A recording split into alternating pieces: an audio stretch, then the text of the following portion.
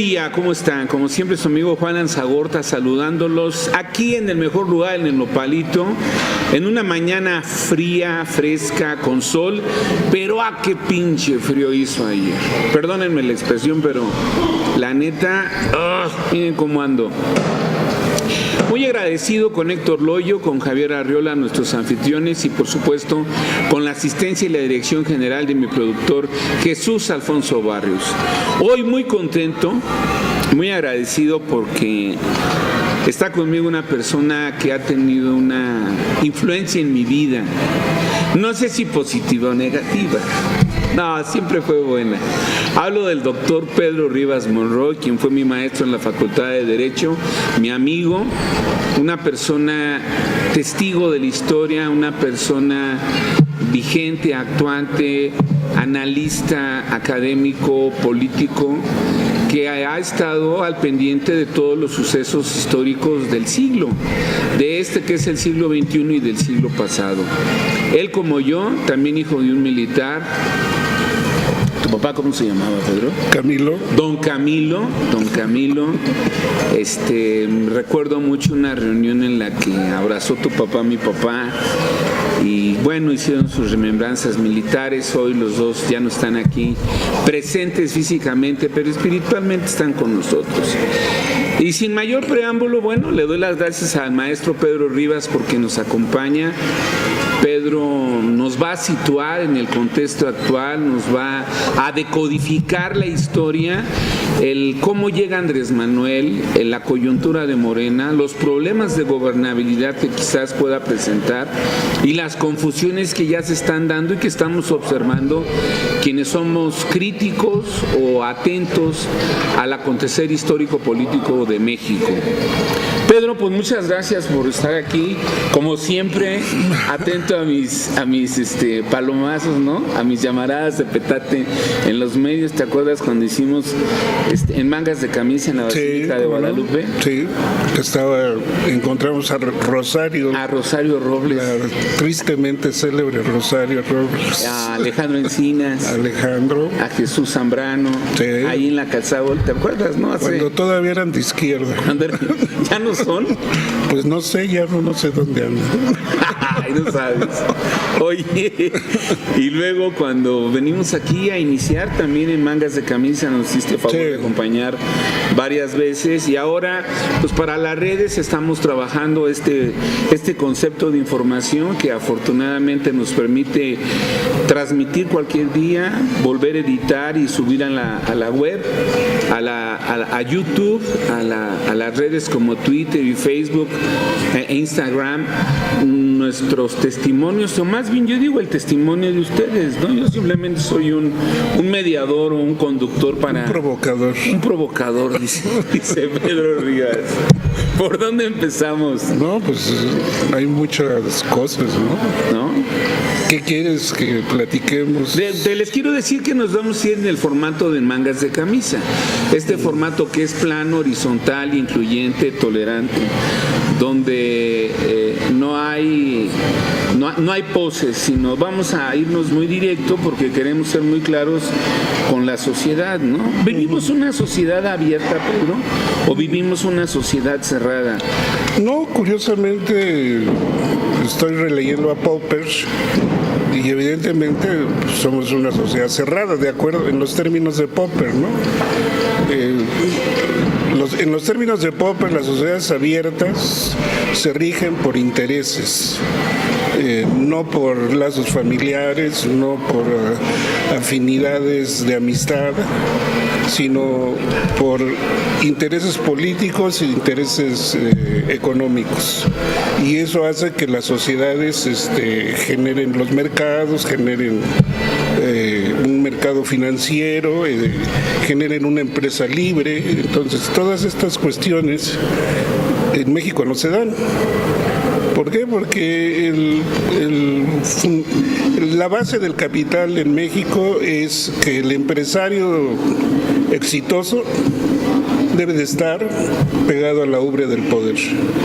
Si no se está en esa posición, entonces tiene muy pocas posibilidades de éxito. ¿Aún prevalece? Sí, todavía prevalece. Hay, claro, sus excepciones, ¿no? Por ejemplo, yo creo que el señor Bimbo a lo mejor sí ya es un empresario libre, es un empresario que está en el exterior también, que su producto se vende en varios países. Entonces me imagino que él es uno de los pocos empresarios libres. Pero pues el señor Slim pues, es el ejemplo más claro, ¿no? El señor Slim pues, se supone que es el hombre más rico de México, ya no del mundo, pero pues, su riqueza está pegada al poder político. Entonces, podemos tener el ejemplo de Slim y el ejemplo del señor Bimbo, ¿no? Entonces, esos son los empresarios. No tenemos una clase empresarial real. Es una clase empresarial que depende mucho del poder político. Del poder político.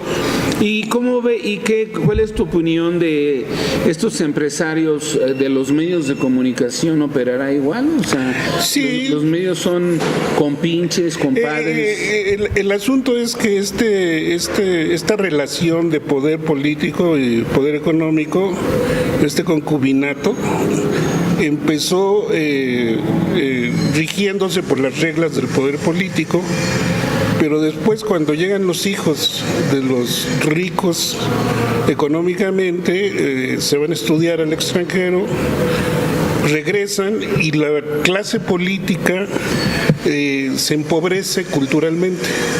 Entonces los ricos, los hijos de los ricos, se vuelven casi patrones de los políticos. Entonces se invierte la ecuación. Primero el poder político controlaba el poder económico y después el poder económico empezó a controlar al poder político.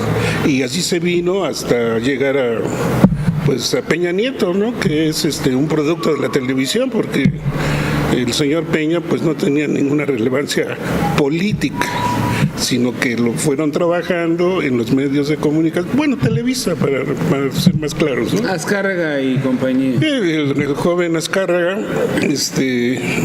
lo fue trabajando y así se hace el producto y se va a unas votaciones que pues no tienen ningún tipo de reclamo porque son muy obscuras, hay un exceso en los gastos de campaña, tenemos un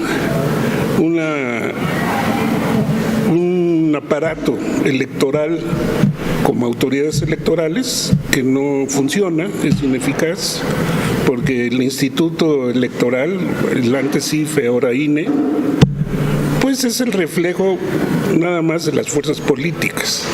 Es decir, los consejeros son empleados en un momento dado de los partidos y después del Poder Ejecutivo. Entonces ellos repiten lo que se les dice. Entonces, por ejemplo, el Partido Verde, que sistemáticamente estuvo violentando las normas electorales, jamás fue tocado, ¿no? ¿Por qué? Porque era aliado del PRI, cuando el PRI todavía regresó y dominó.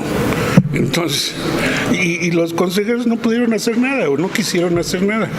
Y luego el Tribunal Electoral, por lo tanto, obedece a ciertas reglas que los partidos políticos, en este caso el partido dominante del PRI, pues controlaba todas las sentencias que emitía el Tribunal Electoral Federal, ¿no? Entonces, o sea, tenemos un andamiaje jurídico que no funciona, no sirve, que inclusive yo en varios artículos he propuesto que se eliminen, porque la Corte puede hacer esa función. En tiempos electorales, sobre todo cuando se hacen votaciones concurrentes, entonces la Corte tiene la posibilidad, porque tiene jueces de distrito en todo el país, tiene salas colegiadas en todo el país, entonces puede cubrir perfectamente las elecciones concurrentes. Y otra cuestión, el INE nos sale muy caro. Sí, es la clase dorada. Y no sirve. Entonces, tenemos un padrón electoral más o menos confiable. ya no votan tantos muertos, Ya, entonces, afortunadamente. bueno, por eso. Entonces eso es más o menos confiable. Tenemos una credencial electoral confiable, porque tiene sus barras y tiene sus medidas de seguridad, y tenemos un servicio profesional. Entonces ya no necesitamos consejeros. Los consejeros son los que entorpecen todas las decisiones de tipo político electoral. ¿Por qué? Porque hay una unidad especializada en vigilar los gastos de los partidos políticos. Pero esa unidad especializada nada más pone los asuntos en términos de resolución, pero ella no resuelve, resuelven los consejeros. Entonces, si esa unidad detecta un delito, una irregularidad en cuanto a los gastos de campaña, pues los consejeros se arreglan y lo ajustan y entonces no pasa nada. Me está pidiendo, maestro Rivas, producción un descanso de aire por cuestiones técnicas de la electrónica magnética del HD. Vamos a tomar tantita agua y regresamos porque se va a poner bien esta entrevista.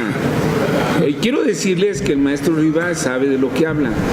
Fue actuario, notificador del primer Tribunal de lo Contencioso Electoral en 1988, cuando se aplicó la legislación electoral federal de esa elección, el Código Federal Electoral, que curiosamente en la historia es el único código que ha aguantado solamente una elección.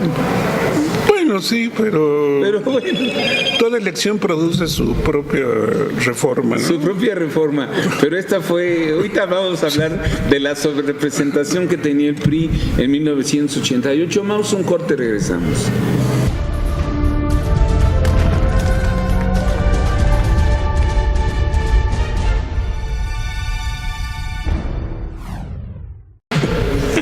Me da risa porque me estaba acordando que en aquella famosa Comisión Federal Electoral el PRI tenía la mayoría absoluta de los votos, sí. Y aunque estuviera el presidente de la comisión, que en aquel entonces era el terrible Manuel Bartlett Díaz, era el presidente. No, él era el secretario de Gobernación. Por eso era el secretario y presidente de la Comisión Federal No, Electoral. el que presidía era Elías Calles. Elías Calles. No, pero era el secretario técnico. Era el secretario técnico. Sí, Bueno, sí, bueno, yo me acuerdo. es el que hacía la chamba. Era el vamos. que me pasaba el sobre. Oye, y bueno, Y que, llegamos. por cierto, el que fue gobernador de Hidalgo, que luego fue procurador y que Murillo Caram. es el que dijo la verdadera versión de los 48 desaparecidos. 43. De 43, ya le puse ¿Tienen 5. 5 más? Él se dedicaba a llenar boletas. Digo, las carpetotas esas grandotas, Ajá. ahí en la Secretaría de Gobernación. Y un día le dije, oye, pero fírmalas de diferente forma porque te van a descubrir. Bueno, pues fue una anécdota, ¿no? Una anécdota. Así, un detalle. Un detalle. Una travesura. Oye, entonces, el país lejos de vivir un sistema abierto de competencia Sí, no. y de vivir un sistema democrático. Sí, aspiramos ahorita a una democracia electoral, pero no aspiramos a la democracia que dice la Constitución en el artículo 3. Es decir, la democracia como una forma de vida. ¿Qué se entendería esto? Bueno, pues, en términos muy sencillos, yo diría que como John Rawls lo dice de una manera muy, muy clara, ¿no? Para acceder a la democracia tenemos que cubrir 2 pisos. Hay necesidades de primer piso y necesidades de segundo piso. Las necesidades del primer piso, digamos, es la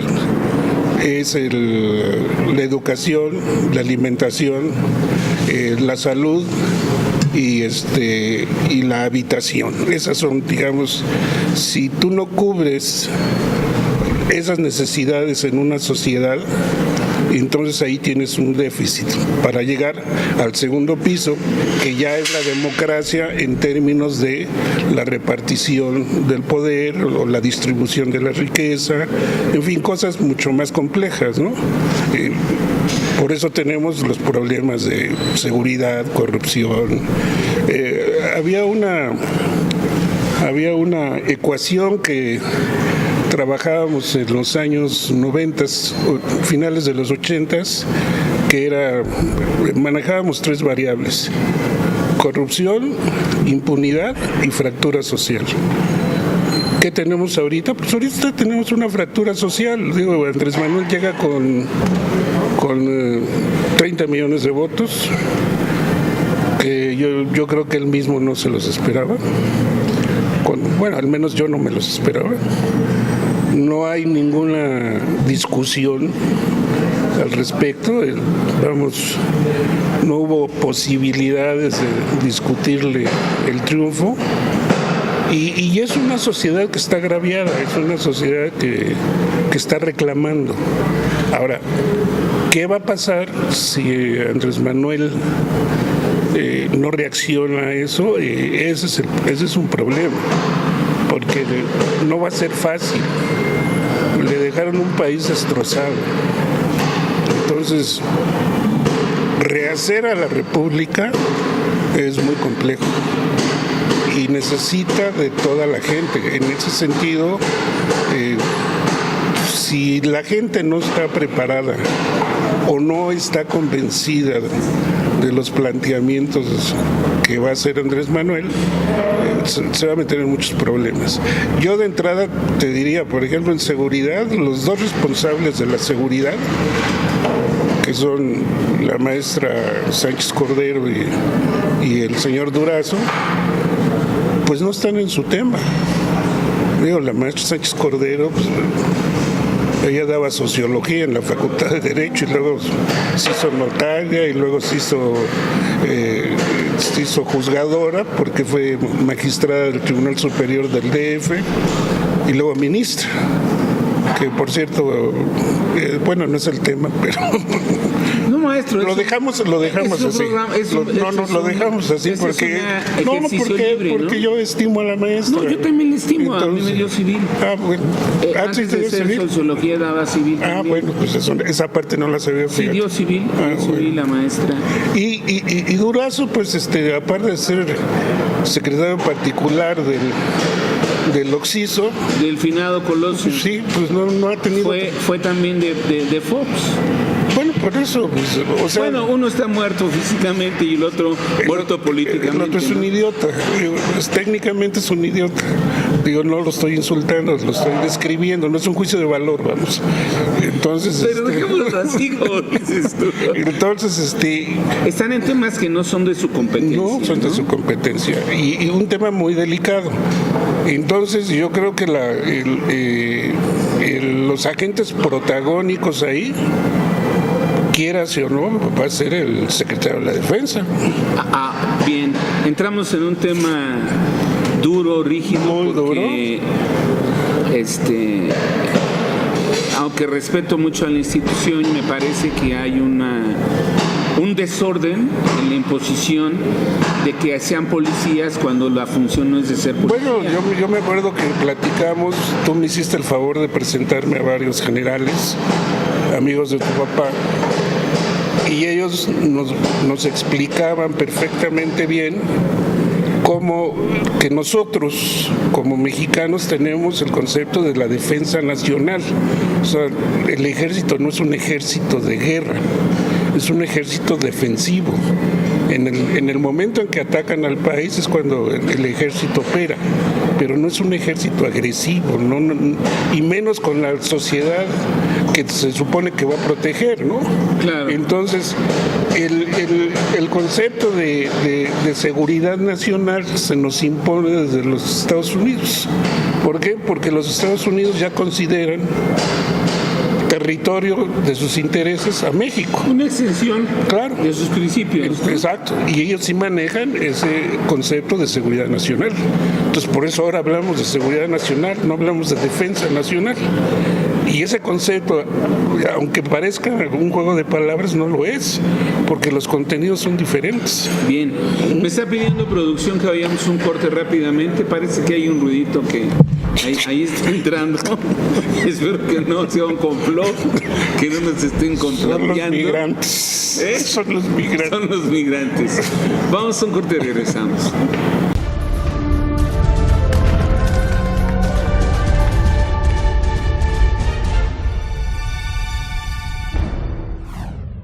Seguimos con Pedro Rivas Monroy. Quiero decirles que, bueno, Pedro es licenciado en Derecho, tiene un posgrado y también está terminando el doctorado, ¿ya? No, ya eso ya lo acabé, pero... Falta el documento. Falta el documento porque creo que hubo una fiebre de doctores que la calidad dejó mucho que desear, entonces ya, la verdad, me arrepentí en aquel momento, pero creo que lo voy a hacer como una deuda a la universidad. A la universidad, desde luego.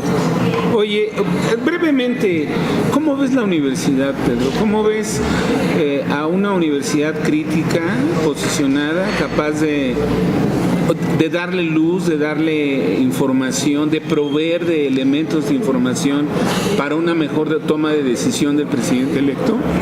Sí, hay una masa crítica importante que está produciendo documentos. El problema es que le hagan caso. Entonces yo ahí es donde veo la dificultad. Ahora, hay áreas de la universidad que están descuidadas. Creo que el rectorado del doctor Brauer es un doctorado débil. No se le ve la enjundia de otros rectores. Bueno, hemos tenido rectores bastante medianos.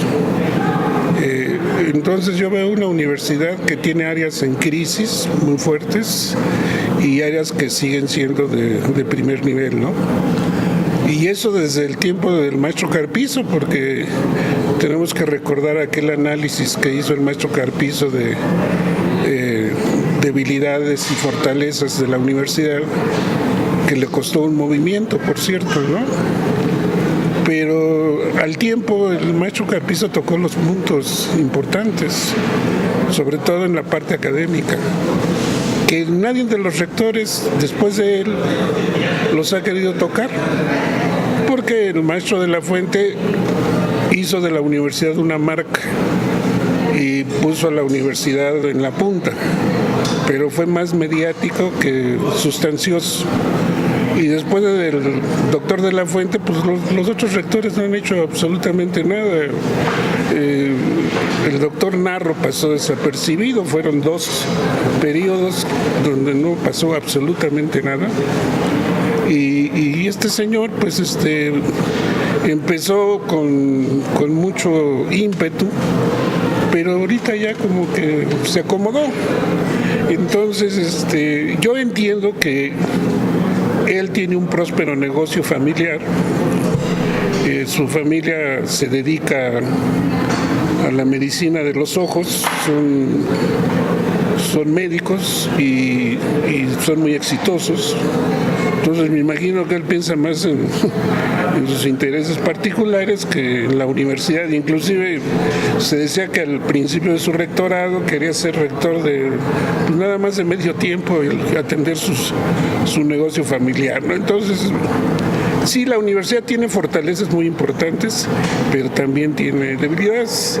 Ahora, lo que hace la universidad no lo hace ninguna otra universidad, ¿no? O sea, hay temas que para las universidades privadas no es negocio, entonces ellos no rescatan, por ejemplo, la memoria histórica del país, ni les interesan los monumentos arqueológicos, ni la riqueza cultural de los indígenas. Todo eso para las universidades privadas no existe. Entonces, la única universidad que se dedica a esos temas es la Universidad Nacional. Y, por otro lado, la otra gran institución es el Politécnico. que trabaja para la industria nacional. Entonces, yo creo que esas dos instituciones hay que fortalecerlas, hay que rescatarlas, hay que quitarles todo lo que les estorbe para que cumplan con su función histórica. Podríamos decir que son dos grandes muletas o dos grandes soportes en los que podría transitar la construcción de la gobernanza del actual presidente electo. Bueno, sí, esa palabra de gobernanza me parece horrible porque... La usé a propósito. Sí, en el español no existe, pero ahora la usan mucho los politólogos, entre comillas, ¿no? Bueno, pero... es que finalmente es el modo actual sí. de la gobernabilidad, que es el ejercicio de gobierno, ¿no? Sí. Pero se oye muy bonito la gobernanza, porque ahora como se habla de crear gobierno con ciudadanía, con empresarios y con sectores sociales, ¿no? Es decir, sí, el problema es que no tenemos ciudadanos también, ¿no? Entonces, a ver, esa parte me interesa porque ese sí es mi tema, a ver. No hay ciudadanos. No hay ciudadanía, ¿por qué? Porque un político cuando habla de ciudadanos habla únicamente de derechos, pero no habla de obligaciones. Y el ciudadano se compone o se ejerce derechos, pero también tiene obligaciones. Entonces, políticamente no es vendible la parte de las obligaciones. Entonces, si vemos la Constitución, ese mazacote que hicieron de la Constitución de la Ciudad de México, que tiene de chile de dulce, de tutti frutti, de chile de dulce de manteca, tiene puros derechos, bueno, hasta los perros tienen derechos, las bicicletas, todo el mundo tiene derechos. Esto me gustó mucho. Pero nadie tiene obligaciones. Entonces, ni los gatos. Sí. No. Ni los gatos animales, ¿eh? Sí. Ni los gatos animales. No, los humanos. No. Entonces te digo, eso de la ciudadanía se compone exactamente de eso. Un ciudadano se compone de derechos y obligaciones. Entonces, yo no veo dónde está esa ciudadanía, ¿no? Hay una sociedad organizada, una sociedad civil organizada, pero generalmente son grupos se convierten en grupos de interés, ¿no? Y los más organizados, por ejemplo, los que salieron a manifestarse, bueno, les dicen fifís. ¿Por el miau miau? No, porque así les decían en el porfiriato a los ricos. A ver, esa parte es neta. Sí, los fifís eran los niños ricos que se paseaban en Madero. ¿Qué tenemos que hacer para hacer ciudadanía? Pues enfrentar a la sociedad, hacerla responsable, corresponsable. Por ejemplo, los planes o los programas sociales que les llaman de fondo cero, económicamente no es el término correcto, pero a fondo perdido, esos no sirven para nada. Por ejemplo, se anuncia que van a comprar 1 millón de vacas, ¿no? 1 millón de vacas son un chorro de vacas, pero un chorro. ¿Y qué van a hacer con tantas vacas? Bueno, que al sur, que es el lugar que está más deprimido económicamente. Pero parece ser que no hay un plan integral para sustentar el 1 millón de vacas. ¿Qué digo con un plan integral? ¿Cómo conservar ese 1 millón de vacas? ¿Cómo reproducirlo? ¿Cómo hacerlo ganado lechero o ganado para comida? Es decir, no hay inseminación, un plan de inseminación. En fin, hay una serie de cosas técnicas que yo he aprendido con mis amigos los veterinarios de la UNAM y que fueron los que hicieron todo el programa de la CONASUPO y de todas esas instituciones que funcionaron. Porque yo tuve la oportunidad de tener los desayunos escolares en mi tiempo, estoy hablando de los 60. Entonces yo todavía pude llegar a los desayunos escolares. ¿Te lo daban en la mañana? Que me lo daban a la hora del recreo, en la primaria. A pesar de que yo ya iba desayunado, pues me echaba mi desayuno escolar. Eso se perdió. ¿Y por qué? Porque la reforma educativa empieza echándole gasolina al niño. Si el niño no tiene la proteína, pues por más que le enseñes, se duerme. o no se le pega nada. Y yo no veo en la reforma educativa que hablen de alimentar a los niños. Sí, si no hay estómago, no hay pensamiento. Y hablando de estómago, vamos a hacer un break para ir ordenando a ver qué vamos a almorzar, comer, es la 1 de la tarde. Y quisiera que, ya que tocaste el tema del plan, de cómo hacer sociedad, ¿no? Bueno, que es esta parte de los derechos y obligaciones, mencionaste una palabrita que yo traigo de moda desde 1997, esto de ¿qué es la corresponsabilidad? Con esto regresamos, lo dejamos en el tintero. Y la otra pregunta para cerrar el segmento: ¿cuál es el plan que ofrece el presidente electo? ¿Hay un plan estratégico? ¿Hay un plan de gobierno? ¿Hay un plan político? No me contestes, vamos a un corte y regresamos.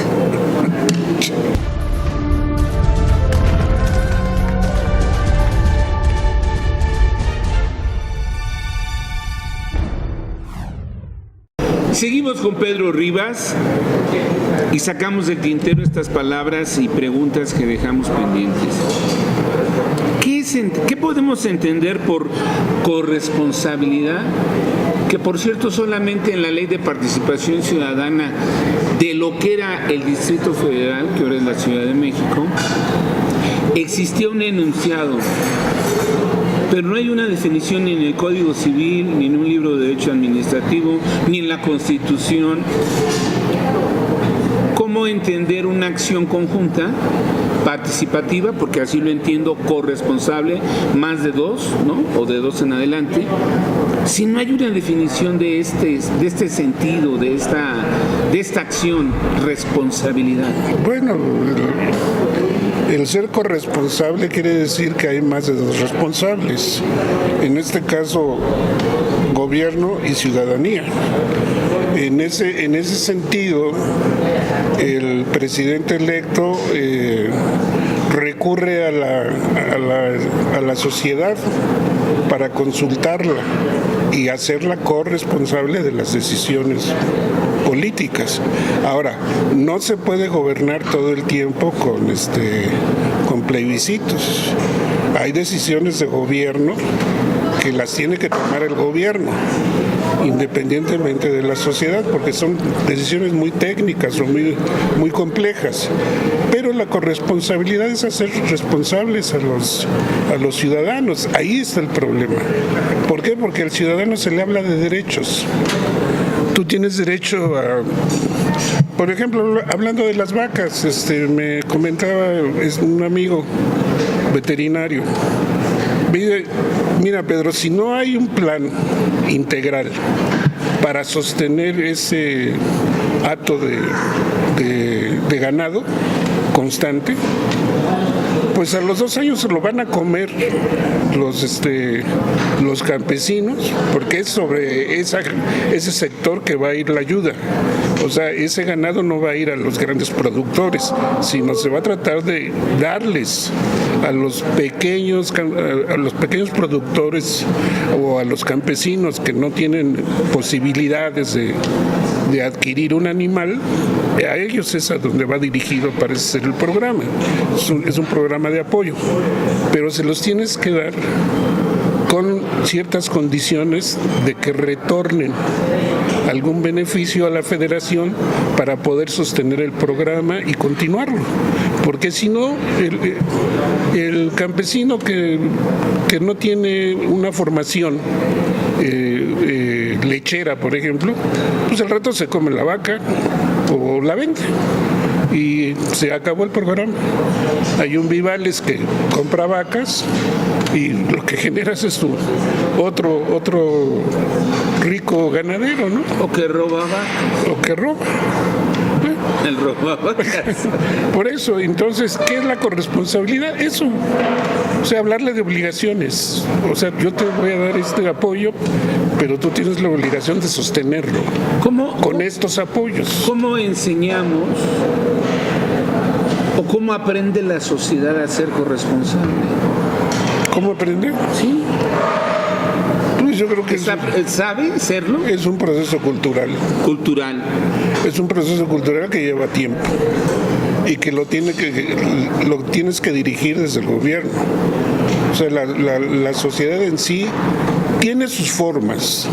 Por ejemplo, el tequio en Oaxaca es una forma cultural donde todos los vecinos del pueblo ayudan en la construcción de una casa, por ejemplo.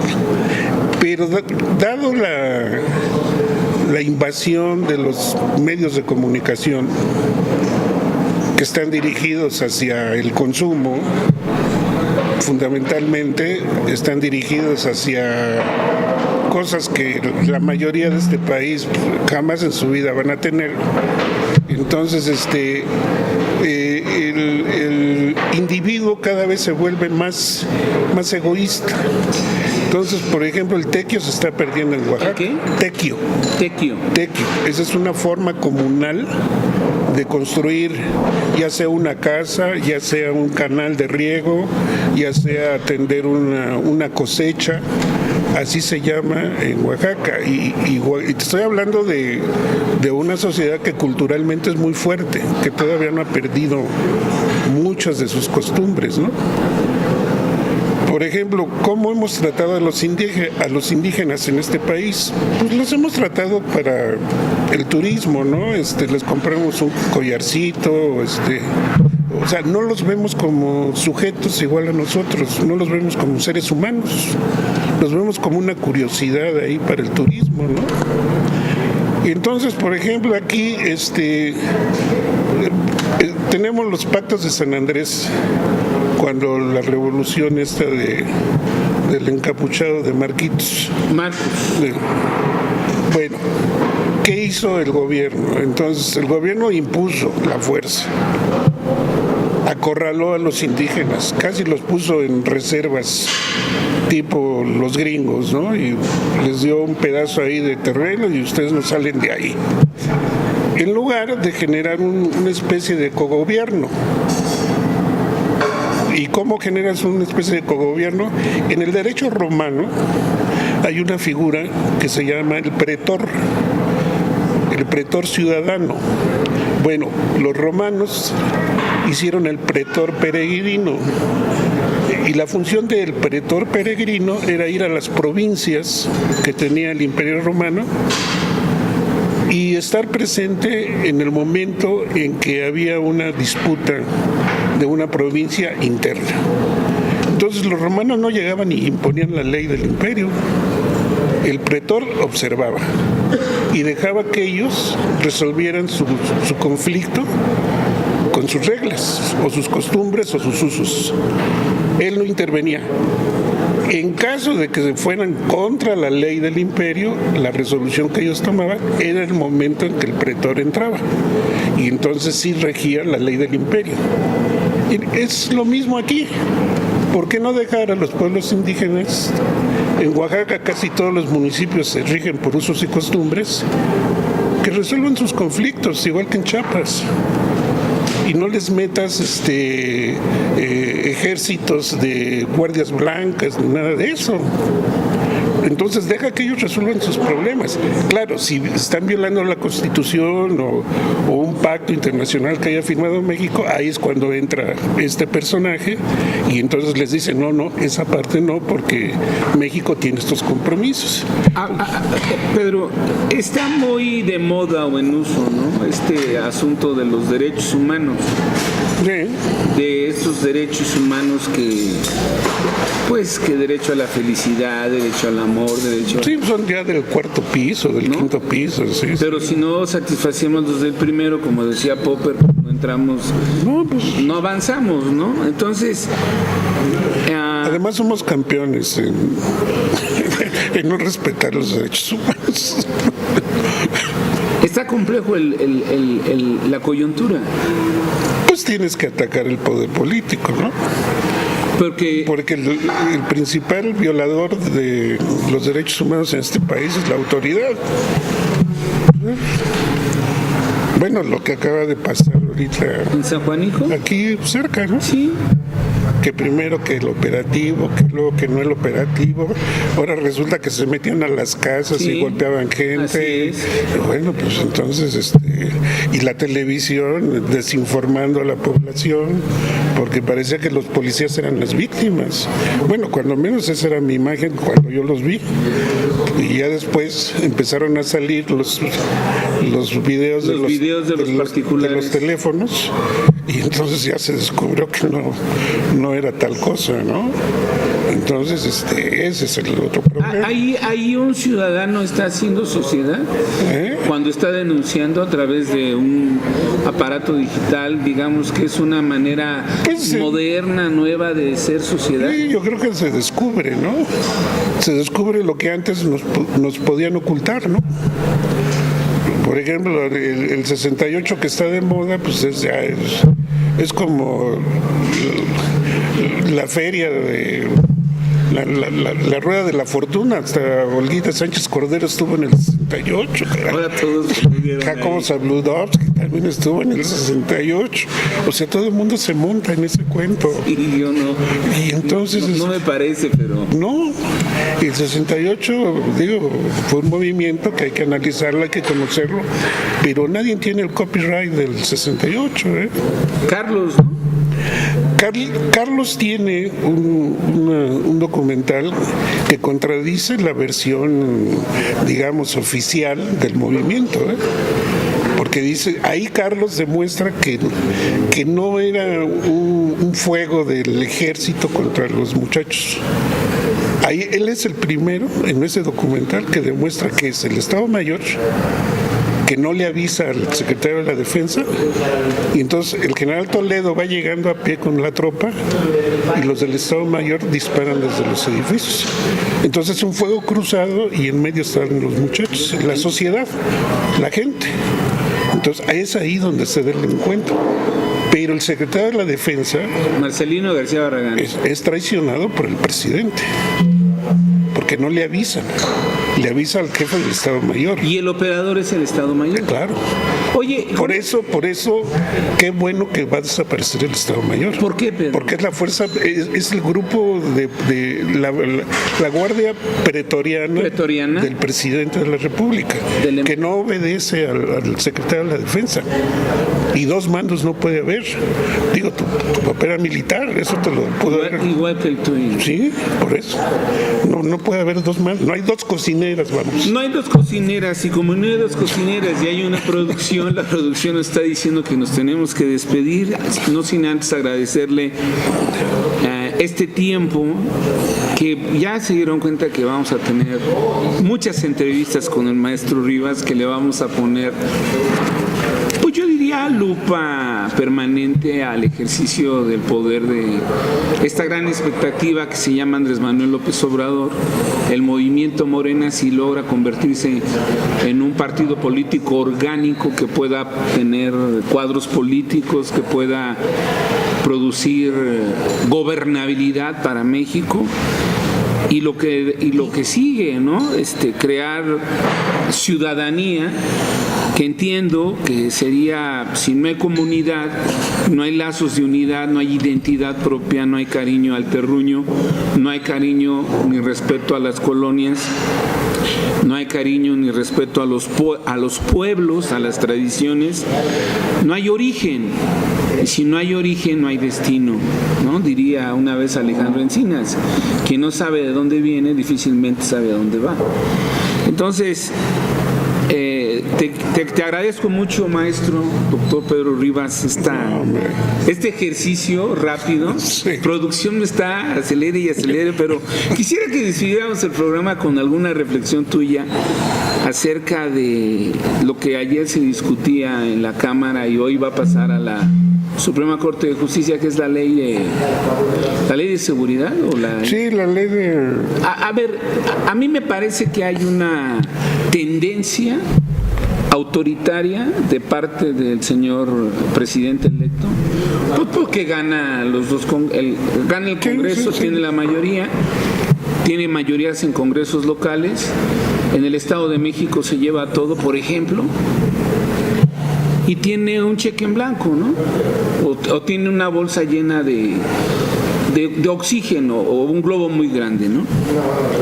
Yo creo que muchas de las acciones que él está haciendo es para que esta bolsa no se oprima, sino se mantenga arriba, ¿no? Las consultas que están fuera de la ley porque no hay una normatividad. No son vinculatorias. No son vinculatorias, llaman la atención, crean una gran expectativa y desde la ciencia política logran reafirmar un posicionamiento político que él tiene. Es válido, ¿no? Sí. Es política. Sí. Pero tú ves asomos, señales de que haya una regresión al autoritarismo, aquel viejo modelo del PRI que tú dices, bueno, del presidente fuerte, del presidente, así es, del partido dominante. Yo creo que parece, si nada más lo vemos así rápidamente, parecería que vamos hacia allá, pero las condiciones son muy distintas, precisamente por estas redes sociales, por este medio que estamos utilizando ahorita. Antes no había nada de esto. No. Tú hubieras hecho este programa conmigo y estaríamos en Lecumberri dentro de 10 minutos. Entonces, las cosas son diferentes, quieran o no quieran los políticos. Entonces, sí, él ahorita se le pueden ocurrir muchas cosas como la consulta del aeropuerto, que es una ocurrencia, porque además él no es, bueno, no se pueden ni amparar los empresarios porque no es autoridad. Claro, hasta que no sea sí, formalmente. Exacto, hasta el mes que entra. Entonces, no hay forma de decirle que no lo haga. Entonces, como no hay forma de decirle a los jóvenes de Polanco que salieron a marchar, que bueno, porque así van a conocer la calle, por fin, que se bajen a la banqueta, ¿no? Claro. Y que caminen un ratito, no les hace daño. Entonces, tampoco les puedes decir nada, están en su derecho, punto. Ahora, es muy diferente llevar 1 millón de gentes o llenar el Estadio Azteca o llenar la Plaza de la Constitución a 5,000 jóvenes con sus buenos relojes. Sí. ¿Tú ves señales, ves signos? ¿De qué? A ver, yo diría, ni ha empezado a gobernar y no podemos emitir un juicio cuando legalmente, jurídicamente, no hay un ejercicio legal del poder. Sí, sus actos no son vinculatorios. Ahí está el presidente todavía. Bueno, aunque no se ve. No se ve. Ahí está todavía. Vamos a despedirnos. Agradecemos mucho, Pedro. Sí. Aquí tú acá, yo allá. Vamos a estar en esta ruta de construcción de ciudadanía, como ha sido siempre nuestro compromiso de vida, como podamos, con quien podamos, e insistimos en que es un asunto de todos, como lo decía Pedro. Yo denomino que la corresponsabilidad es también la responsabilidad individual, y cuando es individual y es colectiva se llama corresponsabilidad, nada más. Así es que espero que acepten ser ciudadanos, espero que asuman su papel, que quieran aprender a ejercer sus derechos, pero también a cumplir con sus obligaciones, a cumplir con las obligaciones como ciudadanos de la República. Nos toca a nosotros, es ahora, es decir, hoy más que nunca estoy convencido que es el momento de los ciudadanos. Tomemos de la palabra al presidente electo, nos despedimos. Ya me cortó. ¿Te mandó Televisa o qué?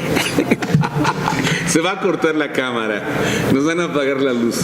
Gracias, Pedro. No, hombre, gracias a ustedes. Hasta la próxima.